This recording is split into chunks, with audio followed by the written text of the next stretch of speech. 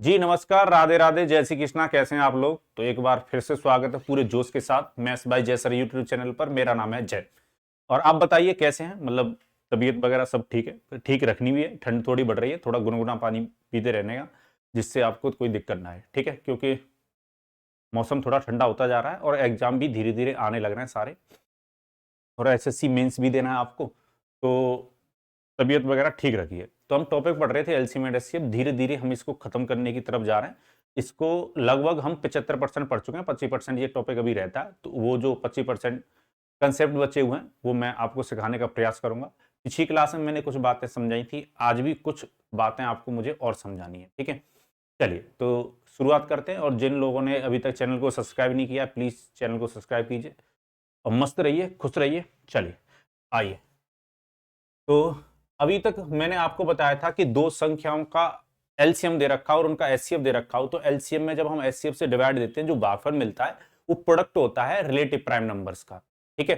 फिर मैंने एक और बात बताई कि अगर दो संख्याओं का सम दे रखा हो और उनका एचसीएफ दे रखा हो, तो दो संख्याओं के सम में अगर एचसीएफ से डिवाइड दोगे तो फिर जो क्वेश्चन बचता है, जो भागफल बचता है, वो सम रह जाता है किसका? रिलेटिव प्राइम नंबर का।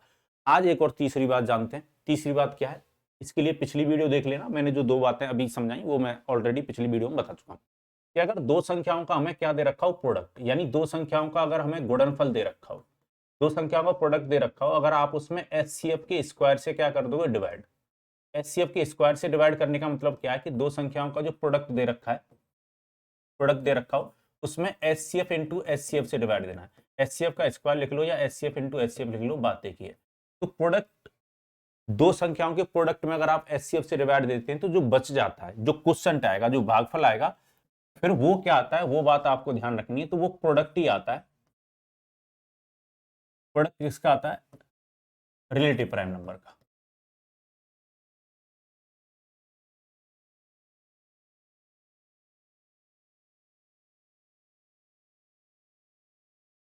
ठीक है? ये सापेक्षित या आपेक्ष संख्याओं का गुणनफल रह जाता है, ठीक है? ये बात आपको समझनी है। और ये बात कहां से आई है, कैसे आई है, अगर आप वो चाहते हो तो मैं वो भी समझा देता हूं। दो संख्याओं का जो एलसीएम बनता है, दो संख्याओं का जो एलसीएम होता है, वो ध्यान रखिएगा, वो relative prime factor into RF, मतलब क्या है? Relative prime factor into HCF होता है, ठीक है? इसका मतलब क्या, वो समझ लो। जैसे दो संख्याएं, मान लो एक संख्या मैंने ले ली 16 और एक संख्या मैंने ले ली 24। दो संख्याएं 16 और 24, ठीक है? तो इनका जो एचसीएफ आएगा 16 और 24 का, वो कितना आएगा? 8 आएगा। अगर आप 8 से इन दोनों संख्याओं को क्या दे दो? डिवाइड दे दो। डिवाइड दे दो तो इसमें दो बार जाएगा और इसमें कितनी बार जाएगा? तीन बार। तो ये जो दो और तीन आ रहे हैं, ये रिलेटिव प्राइम फैक्टर आ रहे हैं, या आप कह सकते हो रिलेटिव प्राइम नंबर हैं ये दोनों आपस में, ठीक है? कहने का मतलब ये, ऐसा क्यों हो रहा है? इन दोनों में अब कुछ भी कॉमन नहीं होगा। क्यों नहीं कॉमन होगा? ये जो 8 था, ये सॉरी, ये जो 16 था वो 8 इंटू 2 से था, और ये जो 24 है वो 8 इंटू 3 से बन रहा होगा। तो जब आप 8 को कॉमन ले लोगे, जो कॉमन वाला पार्ट है, मतलब हाईएस्ट कॉमन फैक्टर अगर आपने अलग कर दिया, तो जो नंबर रह जाएंगे वो आपस में कैसे होंगे? रिलेटिव प्राइम होंगे। तो मैं यही समझा रहा हूं आपको कि एलसीएम जो होता है दो संख्याओं का, वो रिलेटिव प्राइम फैक्टर का मल्टीप्लाई किसके साथ हो रहा हो? एचसीएफ के साथ हो रहा हो, तब निकल के आता है, ठीक है? तो उम्मीद है ये बात समझ में आई होगी। जैसे आप इन दोनों रिलेटिव प्राइम फैक्टर के साथ एचसीएफ का मल्टीप्लाई करते हो तो संख्याएं फिर से मिल जाएंगी। जैसे अभी हम रिलेटिव प्राइम फैक्टर अगर मैं दो संख्याओं की दे दूं कि 2 और 3 है, और एचसीएफ इनका मान लो कितना है? 8 है। आपको क्या करना होता है? इनमें 8 से यानी एचसीएफ से मल्टीप्लाई कर दोगे 16, और दूसरी संख्या मिल जाएगी 24, ठीक है? अगर आपके पास रिलेटिव प्राइम फैक्टर मतलब रिलेटिव प्राइम नंबर्स हैं तो उम्मीद है ये बात आपको समझ में आई होगी। तो अब ये बात तो यहाँ पर आपको मैंने क्लियर कर दी कि जो एलसीएम होता है वो रिलेटिव प्राइम नंबर का मल्टीप्लाई एचसीएफ से होकर हमें मिलता है, ठीक है? चलिए, या फिर आप ये तो बात मैंने समझाई थी कि एलसीएम में अगर आप एचसीएफ से डिवाइड देते हो तो क्या आता है? प्रोडक्ट आता है रिलेटिव प्राइम नंबर का, ठीक है? सहभाज्य संख्याओं का, सॉरी, सापेक्ष से आपेक्ष संख्याओं का गुणनफल रह जाता है। आप मुझे बताइए, दो संख्याओं का अगर आप प्रोडक्ट करो यानी n1 one into N to निकालो, तो ये किसके बराबर होता है? ये होता है आपका एलसीएम इंटू एचसीएफ के बराबर होता है, ठीक है? तो relative prime factor into HCF लिख सकते हैं हम एलसीएम की जगह पे, और एक एचसीएफ ऑलरेडी पहले से है, तो n1 वन इंटू N2 हमें कितना प्राप्त हुआ, relative prime factor into HCF into HCF. तो यानी मैं ये लिख सकता हूँ कि relative prime factor into HCF का स्क्वायर मिला हमें, ठीक है। तो ये N1 इंटू क्या आया, N। तो मैं यही कह रहा था कि अगर दो संख्याओं के प्रोडक्ट में, मतलब दो संख्याओं का प्रोडक्ट दे रखा है, अगर आप उसमें एचसीएफ के स्क्वायर से डिवाइड दे दोगे तो फिर रिलेटिव प्राइम नंबर का प्रोडक्ट रह जाएगा। यानी N1 इंटू N2 की जगह पे मैं क्या लिख सकता हूँ, रिलेटिव प्राइम फैक्टर जो भी होंगे, मतलब जो भी रिलेटिव प्राइम फैक्टर होंगे वो इंटू एचसीएफ का स्क्वायर। ये मैंने N1 इंटू N2 यानी दोनों संख्याओं के गुणनफल की जगह पर डाल दिया और डिवाइड बाई एचसीएफ का स्क्वायर।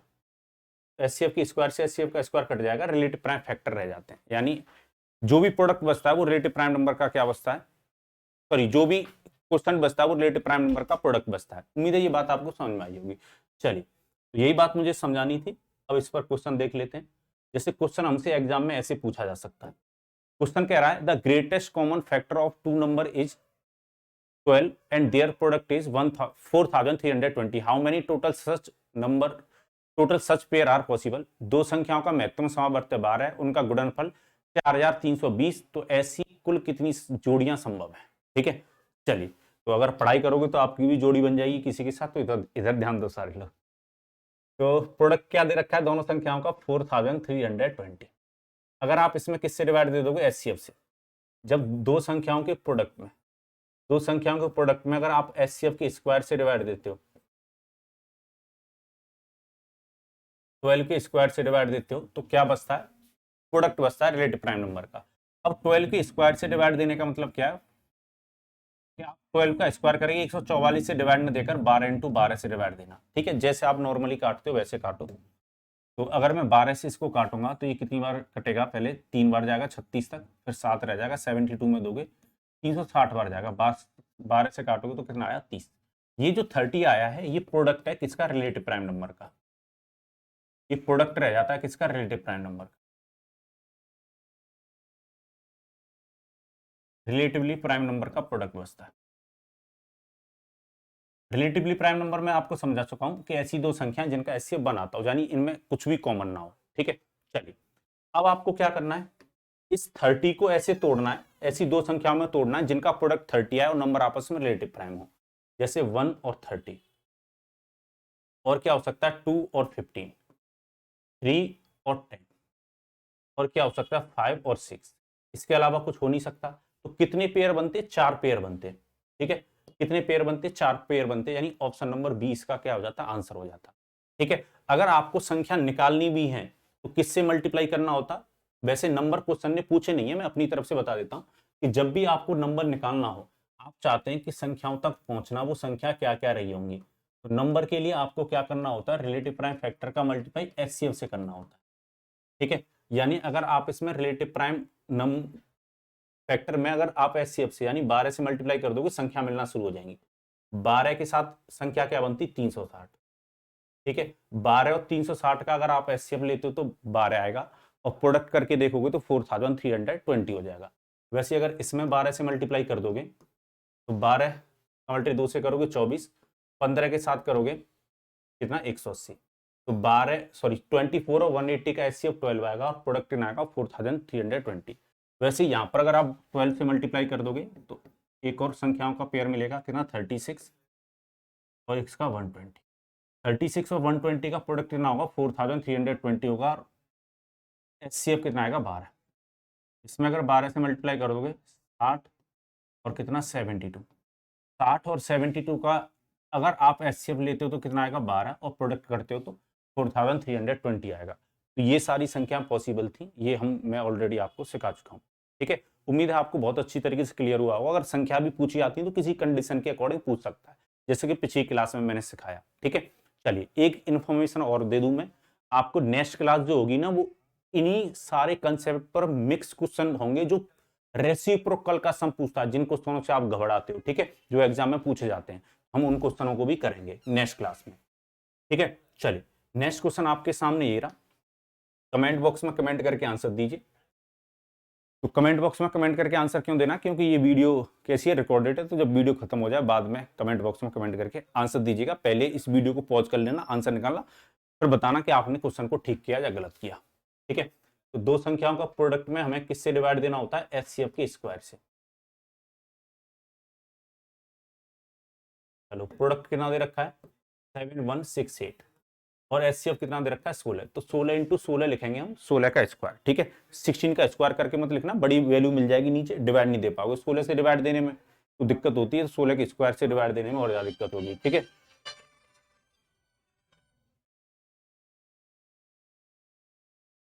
तो समझिएगा, अब किससे डिवाइड दोगे इसमें, 8 से डिवाइड दो, ये 2 बार कटेगा, 8 से डिवाइड दोगे 8 64 कितना 76 में अगर डिवाइड दोगे तो कितनी बार जाएगा, 9 बार जाएगा, और फिर 48 रह गया, 48 में 8 से डिवाइड दोगे 6 बार, 2 से अगर काटोगे 448, चलो 16 से अगर इसको काटेंगे, चलो 8 से काट लेते हैं 2 बार, 8 से कितना 5 56, 2 से काटो कितनी बार कटा 28, ठीक है। एक बार चेक कर लीजिएगा मैंने सही काटा, तो ये जो है वो प्रोडक्ट है, और प्रोडक्ट किसका है, रिलेटिव प्राइम नंबर। और बताइए जीवन कैसे चल रहा है आप लोगों का, ठीक है। मेहनत करते रहना है, मेहनत से ही सब कुछ मिलता है, तो मेहनत से पीछे नहीं हटना, जैसे मैं आपके लिए मेहनत कर रहा हूं वैसे ही आपको अपने लिए मेहनत करनी है, ठीक है। चलिए तो 28 को तोड़ेंगे कितना 1 और 28, ये रिलेटिवली प्राइम नंबर है और प्रोडक्ट कितना आएगा 28, 28 आएगा। दो के साथ हम क्या ले सकते हैं 14, पर हमें इन दोनों संख्याओं को छोड़ना होगा क्योंकि रिलेटिव प्राइम नहीं नंबर नहीं है, प्रोडक्ट जरूर 28 दे रहा है। और क्या हो सकता है 4 के साथ 7, ठीक है। तो केवल 2 ही पेयर बनते तो आंसर हो जाएगा आपका ऑप्शन नंबर सी, ठीक है। और तो कोई पेयर बन नहीं पाएगा, ठीक है। चलिए तो उम्मीद है ये बात आपको समझ में आ गई होगी, संख्या अगर निकालनी होती तो आप निकाल ही देते। चलिए तो यहाँ पर भी क्वेश्चन है, क्वेश्चन कह रहा है HCF and product of two number are 15 and 16300 respectively, the number of possible pair of such number, ठीक है। ये मैं आपके लिए क्या दे देता हूँ, होमवर्क दे देता हूँ जिससे आप थोड़ी सी प्रैक्टिस करें, ठीक है। तो कमेंट बॉक्स में कमेंट करके इसका आंसर जरूर दीजिएगा कि क्या आंसर होगा, ठीक है। अभी क्लास खत्म नहीं हुई है तो वीडियो बंद मत करना, अभी एक क्वेश्चन और रहता है, क्वेश्चन हमसे एग्जाम में ऐसे भी पूछा जा सकता है, ठीक है। क्वेश्चन कह रहा है product of two number is 2160 and their HCF is 12. If difference between both number is 24, find the numbers. दो संख्याओं का गुणनफल 2160 है, इनका मसफा 12 है, या दोनों संख्याओं का अंतर 24 हो तो संख्याएं ज्ञात कीजिए। इस बार संख्या हमसे पूछ ली, कंडीशन लगा रखी है कि जो प्रोडक्ट दे रखा है दोनों संख्याओं का वो 2160 दे रखा है, 12 HCF दे रखा है, और दोनों संख्याओं के बीच में अंतर ना 12 का बन रहा है। चलिए आइए देखते हैं। तो आपको दो संख्याओं के प्रोडक्ट में किससे डिवाइड देना है, एचसीएफ के स्क्वायर से। चलिए देते हैं, 2160 आपको क्या दे रखा है, प्रोडक्ट दे रखा है, 12 इंटू 12 लिख लेते हैं हम, ठीक है, प्रोडक्ट को। चलिए काटा पीटी मचाओ, तो अगर मैं 12 से काटूं तो ये कितनी बार कटेगा, 12 से पहले एक बार जाएगा, रिमाइंडर कितना बचेगा 8, 1 9, 96 में दोगे 12 8 96 यानी 180 बार। इसको काटो कितनी बार कटा 15, 15 बार कटा। अब ये जो रह गया है वो क्या बचा 15, प्रोडक्ट रह गया ये product of relatively prime number. Exam में ये सब मत लिखना, product of relatively prime number, आपको क्वेश्चन जल्दी करना है वहां पर सॉल्व, तो ये सब लिखने की जरूरत नहीं है, पर ये टीचर होने के नाते मुझे समझाना होता है इसलिए मुझे बोर्ड पर लिखना होता है, ठीक है। जिंदगी में आपको अपनी कहानी भी लिखनी है, ठीक है। चलो नहीं तो दूसरों की कहानी पढ़ते पढ़ते जीवन निकल जाएगा। तो 1 और 15 ले सकते हैं, और क्या ले सकते हो 3 और 5 ले सकते हो, ठीक है। और कुछ ले सकते हैं और कुछ नहीं ले सकते, तो दो ही यहाँ पर पेयर बनते। पर अब हमें ये देखना है कि अगर हम एचसीएफ से मल्टीप्लाई कर दें यानी 12 से मल्टीप्लाई कर दें तो हमें संख्या मिल जाएंगी। ये मैं बता चुका हूँ, जैसे ही रिलेटिव प्राइम जो नंबर आते हैं अगर उनके साथ आप एचसीएफ का मल्टीप्लाई कर दोगे तो क्या मिल जाती है संख्या, ठीक है। पर हमें ये देखना है कि कौन से पेयर के साथ हमें मल्टीप्लाई करना है, उसके लिए कंडीशन हमें और दे रखी है कि दोनों संख्याओं के बीच में अंतर ना 24 का होना चाहिए। देखो संख्याएं जो रही होंगी वो 1 और 15 के अनुपात में, 1 और 15 के रेशियो में रही होंगी या 3 और 5 के रेशियो में रही होंगी, क्योंकि जो रिलेटिव प्राइम नंबर बचते हैं उसी रेशियो में संख्याएं रही होंगी, ठीक है, जिनका प्रोडक्ट इतना आता और एचसीएफ कितना आता 12। आप मुझे बताओ, एक और कंडीशन दे रखी है 24 डिफरेंस होना चाहिए दोनों नंबरों के बीच में। अगर मैं इन दोनों का अंतर लूं 14 के साथ 12 का मल्टीप्लाई करूं तो दोनों संख्याओं के बीच में 12 का अंतर पैदा नहीं होगा, तो इस पेयर को छोड़ दो। पर अगर मैं 3 और 5 का रेशियो रहता दोनों संख्याओं में तो इनका डिफरेंस कितना आ रहा है 2, 2 के साथ अगर 12 का मल्टीप्लाई करते 24 दोनों नंबरों के बीच में डिफरेंस आता है, यानी इसी पेयर की बात हो रही होगी, तो इसी में मल्टीप्लाई करने की जरूरत है। 12 का मल्टीप्लाई 3 से करोगे 36 और 5 के साथ करोगे कितना 60। ठीक है, तो 36 और 60 ऐसी संख्याएं जिनका डिफरेंस 24 होगा, जिनका प्रोडक्ट 2160 आएगा और एचसीएफ कितना आएगा 12। उम्मीद है ये बात आपको समझ में आ गई होगी। तो आंसर होगा ऑप्शन नंबर सी 36 और 60। ठीक है, तो ये तो मैंने आपको डिटेल में बताया, क्लास अभी खत्म नहीं हुई है, इसी क्वेश्चन का मैंने दूसरा तरीका बता रहा हूं आपको, अप्रोच बता रहा हूं कि आप एग्जाम में जल्दी इस क्वेश्चन को और कैसे बना सकते थे। प्रॉपर वे तो आपको आना ही चाहिए कि जिससे अगर क्वेश्चन आप ऑप्शन से नहीं कर पा रहे हो तो आप प्रॉपर वे में चले जाएं एग्जाम में। और अगर आप प्रॉपर वे में जब क्वेश्चन को लग रहा है कि टाइम लगेगा ऑप्शन से जा सकते हैं तो ऑप्शन से चले जाएं। ठीक है, चलिए तो मैं ऑप्शन वाला तरीका भी बता देता हूं। ठीक है, जिससे आप क्वेश्चन को सही तरीके से कर पाए।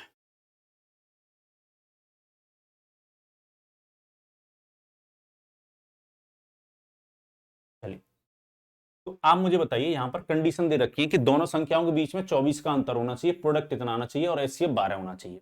ठीक है, पहले तो ये बात समझ लो कि एचसीएफ दोनों संख्याओं को पूरी तरह डिवाइड करेगा। ठीक है, ये तो कंडीशन आपको पता है कि एचसीएफ दी गई संख्याओं को पूरी तरह क्या करता है, डिवाइड। ठीक है, तो एचसीएफ सबको डिवाइड कर रहा है, यहां पर सारा पेयर ऐसा है जिससे 12 से डिवाइड हो रही है। अच्छा, दोनों संख्याओं का प्रोडक्ट कितना होना चाहिए, 2160 होना चाहिए, यानी यूनिट डिजिट पे 0 आना चाहिए और उससे अगली डिजिट 6 आनी चाहिए। ठीक है, तो यहां पर अगर मैं देखूं यूनिट डिजिट पे क्या आएगा 0 और 2 का मल्टीप्लाई 8 से करूंगा 16 का 6, यानी सेकंड डिजिट जो है वो 6 आएगी, तो ये ऑप्शन हो सकता है। वैसे यहां पर यूनिट डिजिट क्या मिलेगी 0, पर 6 का मल्टीप्लाई अगर मैं 4 से करूंगा सेकंड डिजिट जो है वो कितनी मिलेगी 4, तो ये आंसर नहीं हो सकता। ठीक है, अगर यहां पर अगर मैं देखूं, यहां पर अगर मैं देखता हूं तो यूनिट डिजिट कितना मिलेगी 0 और सेकंड जो डिजिट है वो 6 मिलेगी, ये भी आंसर हो सकता है। और यहां पर तो यूनिट डिजिट पे 0 नहीं आ रहा, तो दो ऑप्शन तो एलिमिनेट हो गए। पर क्वेश्चन ने ये भी कह रखा है दोनों संख्याओं के बीच में अंतर 24 का होना चाहिए, तो यहां पर देख रहे हो कि दोनों संख्याओं के बीच में ऑप्शन 24 का नहीं है।